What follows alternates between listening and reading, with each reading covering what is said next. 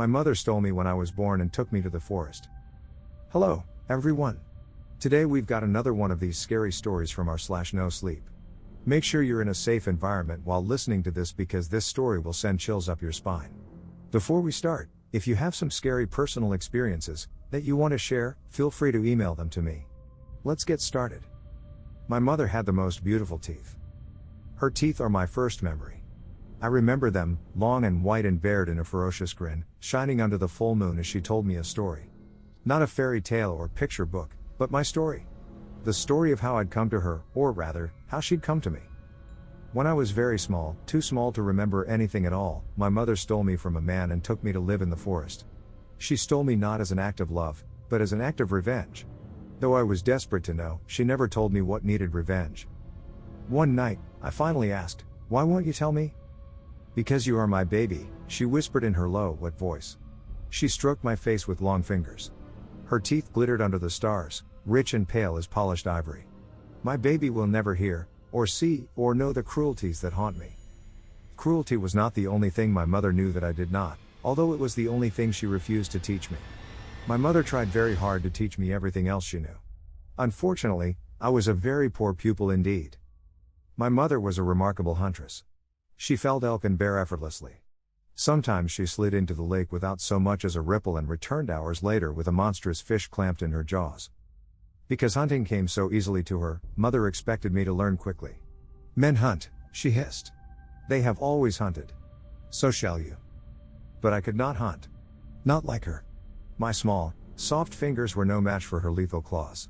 My clumsy little body, somehow so susceptible to both the heat and the cold, trailed after her whip-like predator's form. Mother caught deer and foxes with her beautiful teeth, striking from the shadows like a snake. By contrast, my dull teeth could not even crush rabbit bones. I persevered but did not improve. One night, while mother snaked through the shadows, communing with trees and evading the dark things prowling the night, I curled up and wept. She found me that way, weak and weeping. I covered my eyes and held my breath. I knew it was useless. Mother could hear my heartbeat from the other side of the hill, so she surely knew I was crying, but that small scrap of pride was all I had. Mother stood there for a long while. Then she crept forward and covered me with fresh leaves before lying beside me. "I will feed you, always," she whispered. "Because you are my baby."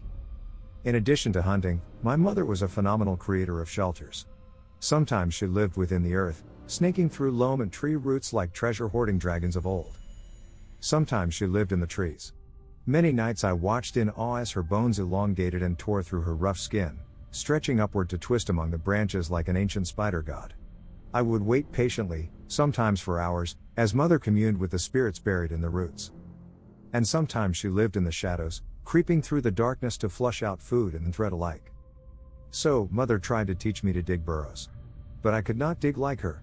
I was too small and too soft, and far too frightened of the bugs and moles that tunneled through the earth. So she tried to teach me to live among the tree branches, to rest and listen as the redwoods murmured the long, strange histories of the earth. But my bones could not stretch like mother's. I could not twist my arms to match the branches. My skin could not interlock with the tree bark, and my blood was too sluggish to melt into the sap. So mother tried to teach me to live in the shadows. But the darkness terrified me. Every night, I hid and wept, imagining the legs of centipedes crawling across my skin. All the night creatures revealed in my fear, owls swooped down to taunt me and bats torpedoed toward me, giggling in their shrill, squeaking voices until mother slapped them out of the sky. Finally, mother realized the futility of these lessons. So she dug a deep burrow just for me. She lined it with leaves and slurped the worms and roaches from the walls. When she finished, I burst into tears. "Why do you weep?" she rasped. "Because you do everything for me." I knew the laws of nature. I knew the laws of forest creatures and their young. Young that were weak were killed in the nest. Young that could not learn to fend for themselves were abandoned to die. I was weak and soft and coated in terrible, ugly scars. Why do you do everything for me? Mother snaked forward, long, large hands sinking into the earth. She curled around me and pulled me close. "Because you are my baby." Mother did not always live in the burrow with me. She roamed the mountains. She burrowed with moles, slithered with snakes, grazed with elk, hunted with wolves, stood with trees. When I was very small, I thought she ate the forest. But it was not that simple. She protected it, and in return it sustained her. My heart, she told me one rainy night, is the forest, so this is how it must be. As I grew older, I developed rudimentary survival skills. I shied away from hunting big game, elk and deer, bears and boar, because I did not protect the forest.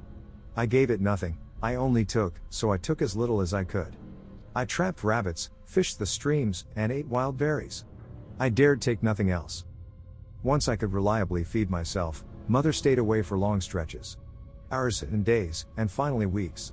I missed her terribly, with a deep, panicky ache. I confronted her about it one balmy spring evening. "You leave me more and more," I accused. "Soon you'll leave me forever." "Never," she murmured. A breeze twined around us, raising gooseflesh on my skin and rippling her long white hair. "I will never leave you." "But you do," I screamed. "You already do. Before you came, I lived among the trees, listening to their warnings. I slept in the warm earth as worms and centipedes nibbled my skin. I spent many of your lifetimes within the forest, little one, so many lives at a time that I forgot my name. I do not leave you. I have left the forest for you." "I didn't come here," I sobbed. "You took me." "I did," she said. "So I will never leave you. When you think I've left, silence yourself and listen. Listen for me the way I listen for the trees, the animals, and the stars. If you are silent and you are sincere, you will hear me." And then she left. Fury and jealousy seared my heart like wildfire. She insulted me, she humiliated me, and after all that, she left me. Left me for the centipedes and the wolves and the stupid, chittering bats. "I don't need you," I screamed. An owl hooted angrily in response. "I don't need you at all." Then I ran for my burrow. As the earthen door materialized before me, nodding with flowers and wild grasses, anger swelled inside me. It possessed me, this wild ball of misery born of my endless fear and inadequacy. And it spoke to me. "Why should you return to the burrow?" it asked. Why indeed? It wasn't mine. It was Mother's. The entire forest belonged to Mother. Without her, the forest would have consumed me long ago. So I turned away from the burrow and kept running. I will find the end of the forest, I decided. I will leave it once and for all. I ran for days, in the process treating the forest with contempt. I stripped the trees of their leaves to make nightly beds. I threw rocks at birds and rabbits. I uprooted bushes and stripped entire groves of their berries, eating until I threw up from sheer excess. Then I ate again. Not out of hunger, not out of any need, but out of malice. And one day, long after spring ceded to summer in a verdant explosion of heat and greenery, I heard voices. I froze immediately. The only voice I knew was Mother's, wet and low, an earthy, rib-shaking whisper. These voices were nothing like Mother's. They were high and somehow infantile, with strange, shrill notes. These voices were like mine. Trembling, I dropped low and crept through the underbrush. Sun-warmed leaves brushed against my face, smooth but painfully crisp. The sun was taking its toll on them. I snaked over the ground, pretending I was Mother, slipping through the forest like an invisible snake. I reached a break in the trees and peered through. In a small clearing were 4 creatures. They had pink skin and wore heavy clothing that looked suffocating. Their hands were small and soft. Their faces were smooth and baby-like, somehow half-formed, wide-eyed and rounded, with soft noses and plump flesh. I touched my face, flat and smooth, and looked down at myself, mud-streaked, deeply tanned, and marked with a hideous mass of scars, but still soft. Hairless, small, weak. There was no mistaking it. These things in the woods, these overdressed, half-formed beings with small teeth and no claws and over-large eyes, were like me. They were men. I stood up, propelled by panicky excitement, and strode forward. All at once, they froze. "What the hell?" one whispered. He lifted something in his arms and pointed it at me. It was long and strange to me. Inorganic, not alive, with a wooden handle and a gleaming tube. Just then, I realized something. The forest was silent. A few birds chirped and sang, and a few bugs emitted their persistent drone. But the vast majority, birds, insects, trees, were silent. No rabbits, no deer, certainly no bears. These things, these creatures like me, these men, had silenced the earth. They'd stolen the forest from itself. We stared at each other for a long time as ever-growing summer heat filled the clearing like an invisible pool. "Mother," I whispered. "Mother, please help me." She did not. So I turned and ran. The men immediately pursued. I could hear them, yelling, crushing the undergrowth, stamping on blossoms and bugs, snapping branches as they ran.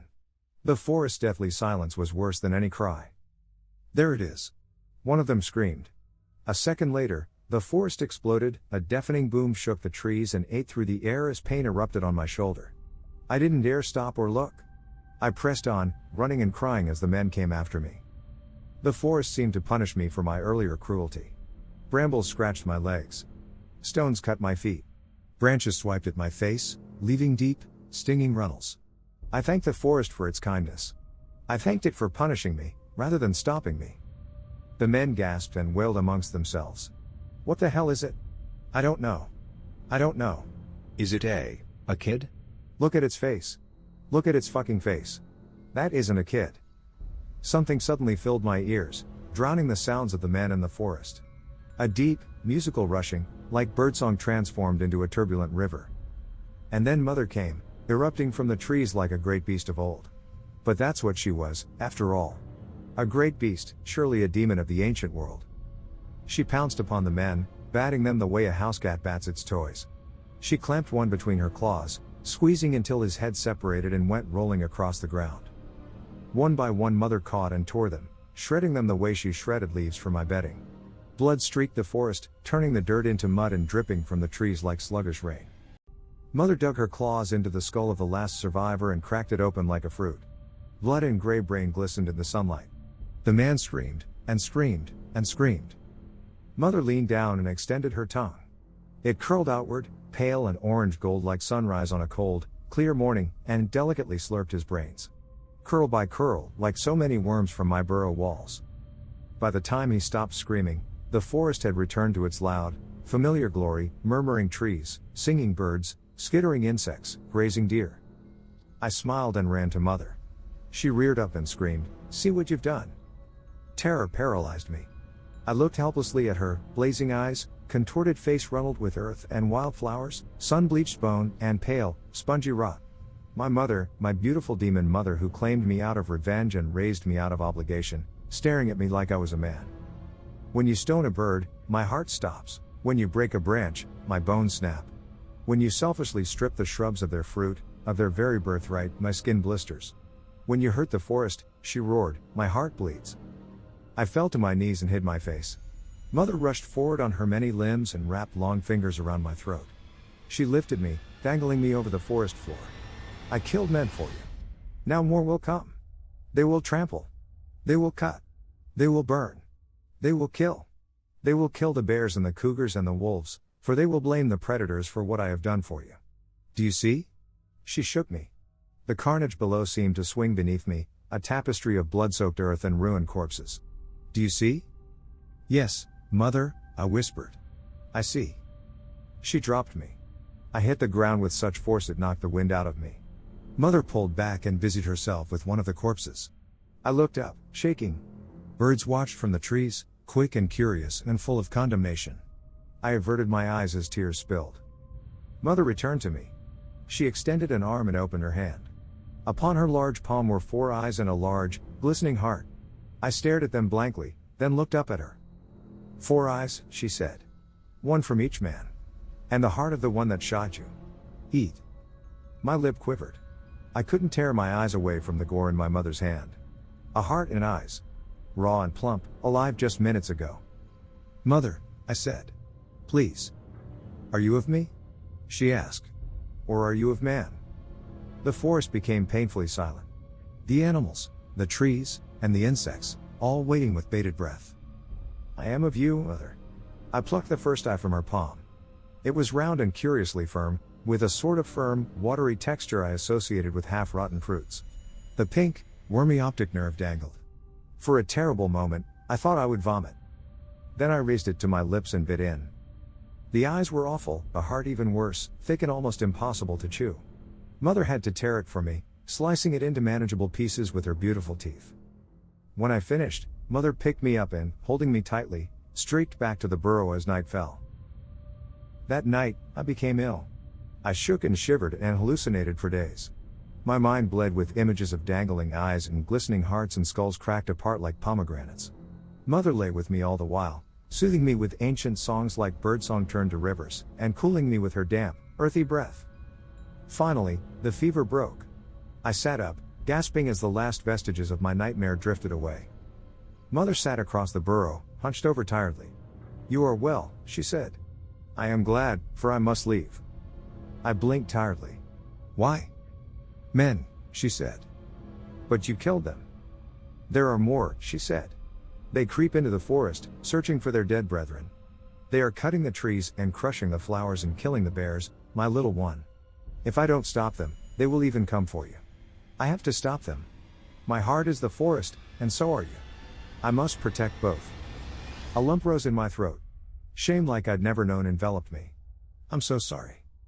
"You are my baby. Babies must learn. By learning, they grow."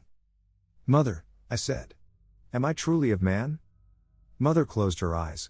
For a long time, she did not speak. Then she drew a deep breath. "I took you from a cruel man. Listen. I will tell you now of the cruelties I endured."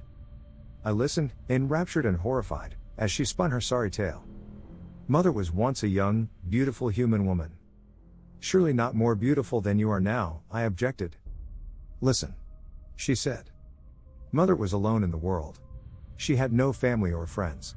She once had a family, but they harmed her greatly, so she ran away. She lived in the forest, in a small, ragged tent. She ate wild berries, fished the lake, and boiled water to drink. Laws are strange things. Though Mother hurt nothing and no one, she was breaking the law by living in the forest. She was found, and caught, and imprisoned. Separated from the trees and the birds, Mother faded quickly. Though she was only jailed for a short while, it nearly killed her. The day she was released was the best day of her life. Or so she thought. No sooner had Mother gathered her meager belongings and exited the jail than a guard came up beside her. "Where are you headed to?" he asked. "I'll take you wherever you want to go." Mother was ecstatic. "Take me back to the forest," she said. The guard obliged, driving her toward the woods. Except he stopped too soon. He stopped at a house. His house, it turned out. The guard was a terrible man. He trapped Mother. He hurt her, tortured her, abused her in every way. He cut her open, he burned her, he snapped her bones. And he put a baby in her. Mother was so broken that he missed all signs of impending childbirth. When I came, Mother died. He dumped me in a vat of acid, Mother told me, and scattered my liquid remains among the trees. But then I heard you. Mother smiled faintly. Crumbles of dirt and root fell from her face. I heard your cry. Your need for me. I do not understand what Mother said next, it is difficult to translate. But the closest I can come is this. Everyone sings a song to those they love. Most aren't able to hear these songs. If you can't hear, it can't help you. But if you can hear it, a song is the most powerful thing in the world. It kills. It calls. It consumes. It destroys. It strengthens. And sometimes, it resurrects. When I reformed and breathed again, I stole you from your father, Mother said. Then I brought you here because you are my baby. I wept silently because I didn't know what to say. I must go, she said. The trees and the animals need me now. So remember, little one. When you are silent and you are sincere, you will hear me. Then she whipped around, like a wolf, a snake, and hawk combined, and left. She did not return. At first, I thought nothing of it. I had made a terrible mess, I had summoned men. I had caused the forest to bleed. Mother had a great deal of work ahead of her. But summer slowly bled into fall, and still, Mother did not return. When the first snow came, dry and cold, skittering across the landscape like powder, I knew something was wrong. The snows deepened. The forest drifted into its winter sleep, cloaked in ice and fog. Every night, I made myself silent. I mustered all the sincerity I could. And I listened to my mother's voice. It didn't come. I grew thin and sick. My skin burned even as I shivered. My chest grew congested, my throat so sore I couldn't sleep. My breath came in sharp, pained wheezes. Soon I became too weak to leave the burrow. I crawled to the doorway and ate snow. For sustenance, I slurped worms from the earthen walls. It was not enough, and I knew it. Only then, in the quiet and fear of approaching death, did I become truly silent. Only then did I hear the voice of my mother. I heard her in my dreams, the low, rushing voice like music made into water. I am coming, she said. I am coming because you are my baby. I smiled and slept. The next thing I knew, I was cold. Cold and wet and shivering, but awake. I shot up and screamed as my skin brushed the thick, flower-matted hide of my mother. I spun around, smiling, and froze. Mother lay beside me, panting. Blood seeped from 100 wounds, crusting her hair. The exposed bones in her face were crushed and concave, leaking gore and blood. Without opening her eyes, she smiled. "I heard you. I heard your song." Tears blurred my vision. My chest began to hitch. I couldn't draw breath. It was like I was sick again, drowning in pus and trapped fluid. Only I wasn't dying this time. My mother was. "Then stay," I said. "You have to stay because you can hear my song." "No," she said. "You needed to see me again. But you do not need me. I need you. Mama, I need you." "No," she said. "I killed all who would harm you." "But what about the forest? The forest will kill me without you." She chuckled. Her breath came, terribly fast and increasingly weak. "You are of me. Remember. You are of me. You are my baby." My mother, my beautiful, ancient mother, drew a shallow breath, and lay still. I lay beside her for many days. Then, when she began to stink, I left. A hiker eventually found me. A stupid, solitary hiker with a soft heart, a great deal of patience, and no fear. When I learned to speak the words of men, the authorities lost no time in telling me that mother was not my mother. They discovered my identity, at least in a manner of speaking, through DNA. My real mother, they say, is a vagrant. A Jane Doe who lived in a tent in the national park. She was alone and defenseless, two things that attract human monsters. After a brief stint in jail for loitering, my mother ended up kidnapped, imprisoned, and tortured by an as yet unidentified assailant who eventually tried unsuccessfully to dissolve her in acid. They think he attempted to dissolve my body, too. That's why I am covered in scars. It is why I frightened those hunters so long ago. The acid burns make me look like a monster to men. Since my real mother died long ago, they decided that mother, whoever she was nothing but a crazy, homeless child abuser. But I know better. Even so, I adapted. I had no choice. I am of my mother, but I live among men. That's what animals must do. Their young learn, grow, and adapt. If they don't, they die. But I am not adapting anymore. At least, I am not adapting to live among men. My mouth is changing. Changing in ways that are terrible to people, but wonderful to me. It's my teeth, you see. I am growing my mother's beautiful teeth. Looking at my teeth in the mirror was frightening and electrifying. Joy and terror ran through my veins in equal measure. It had to mean something, so I fell silent. I became sincere. I listened. And I heard. I heard the voice of my mother, low and rushing, like birdsong turned to a wild river. She tells me I do not belong with men, because I am her heart and her heart is the forest. She tells me I must return. And she tells me she is waiting for me because I am her baby. Wherever you are in the world, I hope you stay safe and sound. What do you think about this story? What did you feel while listening to this? Let us know in the comments down below. If you liked the video, subscribe to the channel to see more videos like this. Hit the notification bell to make sure you never miss an upload.